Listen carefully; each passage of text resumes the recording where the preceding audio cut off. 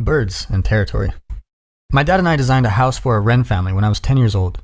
It looked like a Conestoga wagon and had a front entrance about the size of a quarter. This made it a good house for wrens who are tiny and not so good for other larger birds who couldn't get in.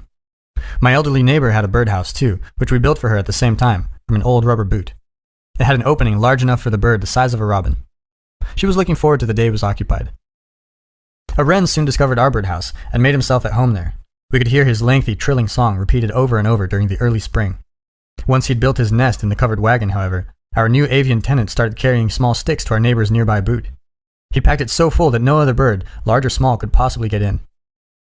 Our neighbor was not pleased by this preemptive strike, but there was nothing to be done about it. If we take it down, said my dad, clean it up and put it back in the tree, the wren will just pack it full of sticks again.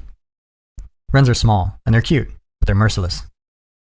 I had broken my leg skiing the previous winter, first time down the hill, and had received some money from a school insurance policy designed to reward unfortunate, clumsy children. I purchased a cassette recorder, a high-tech novelty at the time, with the proceeds.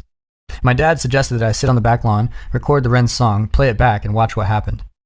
So I went out into the bright spring sunlight and taped a few minutes of the wren laying furious claim to his territory with song. Then I let him hear his own voice. That little bird, 1/3 the size of a sparrow, began to dive-bomb me and my cassette recorder, swooping back and forth inches from the speaker. We saw a lot of that sort of behavior, even in the absence of the tape recorder. If a larger bird ever dared to sit and rest in any of the trees near our birdhouse, there was a good chance he'd get knocked off his perch by kamikaze wren.